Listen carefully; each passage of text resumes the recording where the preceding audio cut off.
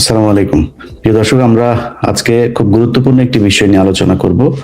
রামের মূর্তি দিয়ে তারা কিন্তু জুতা নিক্ষেপ করে জুতা পিটাইছে, তার বিরুদ্ধে কোনো মামলা হয়নি। কিন্তু আজকেও কিন্তু একটা হিন্দু ছেলে গ্রেপ্তার হয়েছে, গতকালও একটা হিন্দু ছেলে গ্রেপ্তার হয়েছে। তার মানে ধর্ম বলতে গেলে বাংলাদেশে এখন যেটা চর্চা আইন আদালতের, সেটা হচ্ছে শুধু ইসলাম একটা ধর্ম আর বাকিগুলো কোনো ধর্ম না। ওকে, আমি আরেকটা কথা, আজকের আলোচনায় আমাদের সাবজেক্ট কি কি জানেন? আমাদের আলোচনায় সাবজেক্ট আছে ওই রাম মূর্তি নিয়েও কথা বলবো, পার্লামেন্টে হিন্দুদের নিয়েও কথা বলবো, হিন্দুদের প্রতি অবিচার যদি হয় সেটা নিয়েও কথা বলবো, কিন্তু একটার পর একটাই আসতে হবে। আমরা এক পৃষ্ঠার মধ্যে তো সব ঢুকাবো না দাদা। আমি মেজর আক্তার কাছে ব্যাক করতেছি দাদা। মেজর আক্তার, আপনাকে আমি যে প্রশ্নটা করি, বাংলাদেশের বর্তমানে ধর্মীয় সম্প্রীতি ডিস্ট্রাকশনটা এমন পর্যায়ে গেছে কিনা যেখানে একজন হিন্দু ভাই দাবি করবে বা বোন দাবি করবে যে আমাদের বাংলাদেশের একটা হিন্দু প্রদেশ হওয়া দরকার, অথবা বাংলাদেশকে ভারতের সাথে ইউনিফাইড করা দরকার। আমাদের পরিস্থিতি ওই পর্যায়ে কিনা মেজর আক্তার? আমি কি সরাসরি জবাব দিব না কিছু? আমি আপনাকে বলি, আমাদের হাতে আমি টকশোটা করবো 1.5 ঘন্টায়। এই 1.5 ঘন্টায় আপনি যদি স্পেসিফিক উত্তরগুলো দেন, ডানে বায়ে না গিয়ে সাবজেক্টের উপরে থেকে, দেন ভালো হয় প্লিজ। সেই জন্য আমি বলছি যে সময়ের অবহেলিকায় আজকে আমরা যেখানে দাঁড়িয়েছি, সেখানে আজকে আমাদের পরাজয় হয়ে গেছে। আমরা বাংলাদেশের মুসলমানদের পরাজয় হয়ে গেছে যখন অ্যাডভোকেট গোবিন্দ সাহেব আপনার প্রশ্নের উত্তরে সরাসরি বলছে, বাংলাদেশের মানুষকে জিজ্ঞাসা করেন যে তারা কি ওই মুসলিম লীগের বাংলা ভাঙ্গাটাকে ভুল মনে করে কিনা। এই প্রশ্নের জবাবটার মধ্যে কিন্তু অনেক বড় সমস্যার সমাধান হয়ে গেছে। যদি ভুল মনে করে তাহলে উনি অখণ্ড ভারত জড়িত দিতে হয়, আর যদি ভুল না মনে করে তাহলে তাৎক্ষণিকভাবে গোবিন্দ ভাইকে এই দেশ থেকে বার করে দিতে হবে। কোনটা করবেন আপনি? দুইটা তো আমার জন্য বিপজ্জনক। একটু থামেন একটু থামেন। আপনার কথাটাকে যদি আমি for the sake of the debate আমি যদি রিবার্ট করি, এই মুহূর্তে বাংলাদেশের মুসলিম লীগের ডক্ট্রিনকে টেনে আপনি যদি 20 শতাব্দীতে বলেন বাংলাদেশের মুসলমানরা হেরে গেছে, আপনার কম্প্যারিজনটা কি ইম্প্র্যাকটিক্যাল হইল না? ভাইয়া, আমি একটা কথা বলি, আমরা যুদ্ধ করেছি আওয়ামী লীগের বিরুদ্ধে বাংলাদেশ স্বৈরাচার মুক্ত করার জন্য।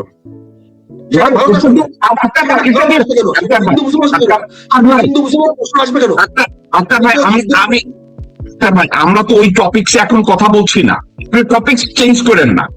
আমরা একটা টপিকে না, আমি যে টপিকসটা বলছি, একজন হাজব্যান্ড ওয়াইফকে পিটায়, অথবা ওয়াইফ হাজব্যান্ডের দেখভাল করে না, পরকিয়া করে, তাদের ডিভোর্স হবে। ডিভোর্স হওয়ার জন্য তাদের একজন উকিল দরকার। উকিল প্রথমে বলে, is there any option to reconcile or it must be divorce. আপনারে আমি জিজ্ঞাসা করছি যে আমাদের ধর্মীয় সম্প্রীতি এতটা নিম্ন পর্যায়ে গিয়েছে কিনা আমাদের সমাজে এবং রাজনীতিতে, যেখানে আমাদের একমাত্র অপশন ডিভোর্স, অর্থাৎ আমাদের আলাদা প্রকাশ করতে হবে এবং আমাদেরকে ভারতের সাথে ইউনিফাইড করতে হবে। এই পরিস্থিতিতে আমরা দাঁড়াই আছি কিনা, এ আমার প্রশ্ন। এইটা প্রশ্নে ওঠে না, এই প্রশ্ন দাঁড়ানোর প্রশ্নে ওঠে না। আজকে আমার একটা লেখা আপনাকে একটু আগে পাঠাইছি, আজকে আমি পড়বো ভারত বাংলাদেশ ভারত সম্পর্ক কি হওয়া উচিত। না, এটা আমি পড়বো ভাই, এটা আমি পড়বো, কিন্তু আজকে এখানে বিস্তারিত বলেছি। কারণ প্রশ্ন হয়েছে আমরা দুই দিক থেকে সুবিধাবাদীরা এখানে উস্কে দেওয়ার চেষ্টা করছি। আমি চেষ্টা করছি এক ধরনের স্বার্থ হাসিল করার জন্য উস্কে দিচ্ছি গোবিন্দকে, আবার গোবিন্দ উস্কে দিচ্ছে তার একটা অর্থ হাসিল করার জন্য। বাংলাদেশ 71 সনে স্বাধীন হয়েছে, এখানে হিন্দু মুসলমান বলে কোনো প্রশ্ন ছিল না। আজকে 56 সনে এসে আমরা দাঁড়িয়েছি। আমি যদি বলি, যেটাই বলি না কেন, স্বামী স্ত্রী যদি দুজনের একজন অপরাধ থাকে তাহলে তো দুজনকে রিকনসাইল করতে হবে। আমি স্বামী স্ত্রী বলতে আমি বাংলাদেশি বলছি। আমি স্বামী স্ত্রী বলতে ওই যে বিএনপির কোন একটা ছাগল এমপি দাঁড়াইয়াও এখন মোমেনের ভাষায় স্বামী স্ত্রী বলে, আমি কিন্তু ওইটা বলছি না। আমি স্বামী স্ত্রী বলতে আমি ধর্মীয় সম্প্রীতির ভিত্তিতে এক বাংলাদেশি আর এক বাংলাদেশির সাথে সম্পর্কিত, সেক্ষেত্রে হিন্দু আর মুসলমান নাই, সেখানে আমরা সবাই এক, আমরা সবাই বাংলাদেশি নাগরিক। আপনি কি মনে করেন আমাদের আলাদা প্রদেশ হওয়া উচিত কিনা?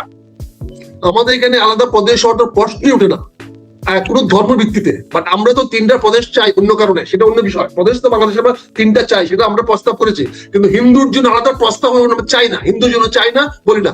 আর ধর্মীয় সম্প্রীতি আমার এই 75 বছর জীবনে আমি যেদিন থেকে বুদ্ধি হয়েছে, আমি স্কুল কলেজে পড়েছি, হিন্দুরা সঙ্গে আমার পাশের বাড়ি হিন্দু ছিল, এখনো আছে, আমাদের কোনোদিন সম্প্রীতির অভাব হয় নাই। এখনো অ্যাডভোকেট গোবিন্দ সাহেবের সঙ্গে আমাদের কোনো সম্পর্ক ছেদ হয় নাই। এখনো আমি আমার সামনে যদি কোনো মানুষ নিগৃহীত হয়, সে হিন্দু না মুসলমান বলে আমি দেখি না, সে নিগৃহীত মানুষের পাশে আমি দাঁড়াই। এটা আমার ব্যক্তিগত সমস্যা না, কিন্তু সমস্যাটা হয়ে গেছে আমরা এখানে খারাপকে শাসন করতে পারি না। খারাপকে শাসন করতে গেলে আমার ফুফা চলে আসে, ফুফু আমার সন্তান নষ্ট করে। মনে রাখেন, ফুফু সবসময় সন্তান নষ্ট করে। ফুফু চায়, আমার মায়ের বিরুদ্ধে সবচেয়ে বড় শত্রু হলো আমার ফুফু, কারণ আমার ফুফু কখনোই আমাকে সহ্য করতে পারে না। তা আমাদের যখনই ফুফু এসে ইনফ্লুয়েন্স করে, যখনই আমরা বাইরের কেউ আমাদের ঘরের ব্যাপারে ইনফ্লুয়েন্স করে, তখনই আমাদের সম্প্রীতি নষ্ট হয়। কারণ দাদা এখন সোচ্চার হয়ে গেছে, মোদী সাহেব দাদার পিছনে। দাদা damn care to Bangladesh government, damn care, because দাদার পিছনে গোবিন্দের পিছনে মোদী, মোদীর দাদার পিছনে ট্রাম্প দাদা। বাংলাদেশ নস্যি।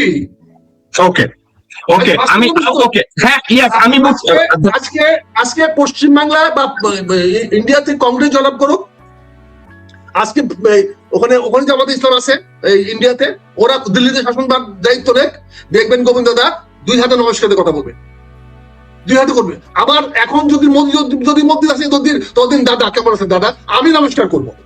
এটাই হলো সুবিধা, কারণ আমরা নাচি ছাগল নাচে খুঁটির জোরে। আমি এই জন্য বলছি, বাংলাদেশে সম্প্রীতি নষ্ট হওয়ার মতো কোনো কিছু হয় নাই, কিন্তু আমাদের কিছু বেয়াদব ঠিক করতে হয়। এই বেয়াদবদের ঠিক করতে না পারলে সম্প্রীতি না, প্রদেশ না, দেশটা 3 খণ্ডে খণ্ডিত হয়ে যাবে। ওকে, ঠিক আছে, আমি আপনার কাছে ব্যাক করি। গোবিন্দ দাদা, আপনাকে আমি আজকের একটা বিষয় নিয়ে আমি লেখাপড়া করছি। বাংলাদেশের পেনাল কোড সেকশন 123A, সেখানে publicly advocating abolishing or curtailment of Bangladesh sovereignty, including amalgamation with a neighboring state, may be punishable by rigorous imprisonment according to the Constitution of Bangladesh. আমি একটা কথা এমনি জিজ্ঞাসা করি, আমাদের হিন্দু এক বোন হঠাৎ করে এই কথাটা বলছে, আপনারা একটু শুনেন। আপনারা যদি বেশি মারামারি করেন, আমরা কিন্তু বিভিন্ন মানবতা, বিভিন্ন বিশ্বের দেশ থেকে সাহায্য চেয়ে আমরা বাংলাদেশের একটি প্রদেশ করব, শুধুমাত্র সনাতনীদের জন্য। একসময় কিন্তু এরকমই হবে, সনাতনীদের আর একটি প্রদেশ হয়ে যাবে। আমার মন্দিরে আমি কোথায় আমার দেবতাকে কতটুকু রাখবো, তার কৈফিয়ত আপনাকে আমি দেবো না। আপনার হরিমত হরিদাস পালকে আমরা গণনা করি না। আপনি যখন নিচে মসজিদ থাকার পরেও রাস্তায় যখন নামাজ পড়েন, তখন আমরা কি কখনো বলেছি যে এই রাস্তায় নামাজ পড়া যাবে না? এই রাস্তাটা তো আমাদের, কিন্তু আমরা মানবিকতা দেখাই, আপনাদের মধ্যে কোনো মানবিকতা নাই। এই বোন 3টা কথা বলছে। প্রথম কথা বলছে আমরা হিন্দুদের জন্য প্রদেশ চাই। দ্বিতীয় কথা বলছে আমরা মন্দির মূর্তি কোথায় বানাবো, এটা নিয়ে তার একটা অভিযোগ আছে। 3 নম্বর আরেকটা সাবজেক্ট নিয়ে তারা কথায় কথায় বলেছে যে মুসলমানরা যখন রাস্তায় নামাজ পড়ে উনি সেটা টলারেট করে। এখন 3টা কথাকে যদি আমি একত্র করি, আমি প্রথমটায় যদি অ্যাপ্রোচ করি, উনি একটা প্রদেশ চেয়েছেন, হিন্দুদের জন্য আলাদা একটা প্রদেশ চেয়েছেন। প্রথম কথা, বাংলাদেশের সংবিধানের আইন অনুযায়ী উনার বাক স্বাধীনতার অধিকার আছে, উনি এটা বলতে পারে, কিন্তু বাক স্বাধীনতার একটা কনসিকুয়েন্সেস আছে, যেটা বাংলাদেশের কনস্টিটিউশন আপনি চেক করে দেখবেন। আমি কিছুক্ষণ আগে যেটা বললাম এটা আছে। আমার কাছে আপনার প্রশ্ন একটা, আমরা কি ওই পর্যায়ে দাঁড়াই আছি যে হিন্দু ভাই বোনদেরকে আমাদের আলাদা প্রদেশ কইরা তারপরে রক্ষা করতে হবে? মানে গোবিন্দ দাদা, আপনি কি আসলে তাই মনে করেন বাংলাদেশে? আপনি কি মনে করেন আমাদের এই যে হাইকোর্টে যতগুলো আইন কর্মকর্তা নিয়োগ করেছে, কোনো হিন্দু নিয়োগ দেয় নাই? আমাদের পার্লামেন্টে কোনো হিন্দু নাই। আমাদের এই যে মানে যত বাজেট হয়, সে বাজেটে এবার চাকরিতে দেখবেন যে সংখ্যানুপাতে যদি হিন্দু 8% হয়, চাকরিতে হবে 2% কিংবা 1%। তাহলে এই যে পার্সেন্টেজে আপনারা আগের থেকে, সেই স্বাধীনতার পরের থেকেই আমাদেরকে কোন ঠোসা করে রাখতেছেন। আপনি এখানে হিন্দু ছিল 33%, এখন নিয়ে আসছেন 8%-এ ঠেলে নিয়ে আসছেন। আপনি আমার সম্পত্তি এনিমি প্রপার্টি করে দখল করে নিয়ে নিচ্ছেন। আমার একটা মন্দির তৈরি হচ্ছে, সেটা নিয়ে আপনার গাত্রদাহ। আমি যদি কথা বলি সারাক্ষণ আপনি জুতা পিটা করতেছেন রামের নামে, সেটা নিয়ে আপনি মামলা হবে না, কিন্তু একজন হিন্দু যদি তার পাল্টা কথা বলে আপনি সঙ্গে সঙ্গে জেলে ঢুকাই দিচ্ছেন। তো আপনাদের হিন্দুদের জন্য কোন সুবিধাজনক অবস্থা আছে যে এখানে বসবাস করার মতো, তার স্বাধীন ধর্ম নিয়ে স্বাধীনভাবে চিন্তা নিয়ে, মানে বলেন তো আপনি? এমনকি একটা পূজা করতে গেলে পুলিশ দিয়ে, সেনাবাহিনী দিয়ে, পাহারা দিয়ে পূজা করা লাগে, না হলে পরে যে কোনো মতো ভেঙে দেয়। সে পূজার আগের থেকে ভাঙা শুরু হয়, পূজার থেকে ভাঙা। এমন কোন দিন আছে যেদিন বাংলাদেশের কোনো না কোনো জায়গায় একটা প্রতিমা ভাঙচুর হয় নাই, কিংবা একটা জমি দখল হয় নাই, কিংবা মন্দির দখল হয় নাই? গত এই বিএনপি ক্ষমতায় আসার পরে 81 জন হিন্দু মৃত্যুবরণ করেছে, কোথাও খুন, কোথাও সন্দেহজনক মৃত্যু, এই সমস্ত ঘটনা। যেটা কেন, এটা তো আমরা কামনা করি না। প্রত্যেকটা দিন কেন এই জিনিসগুলো হচ্ছে? মানুষের ক্ষোভ তো এমন একটা পজিশনে যায়। আজকে আখতারুজ্জামান ভাই ভারতের কথা বলছে। ভারতে এখনো পর্যন্ত 5 জন রাষ্ট্রপতি হয়েছে মুসলিম, উপরাষ্ট্রপতি হয়েছে মুসলিম, সংখ্যালঘু বিষয়ক মন্ত্রণালয় আছে, মুক্তার আব্বাস নকভি সেদিনও পর্যন্ত হয়েছিল, আপনার সংখ্যালঘু কমিশন আছে।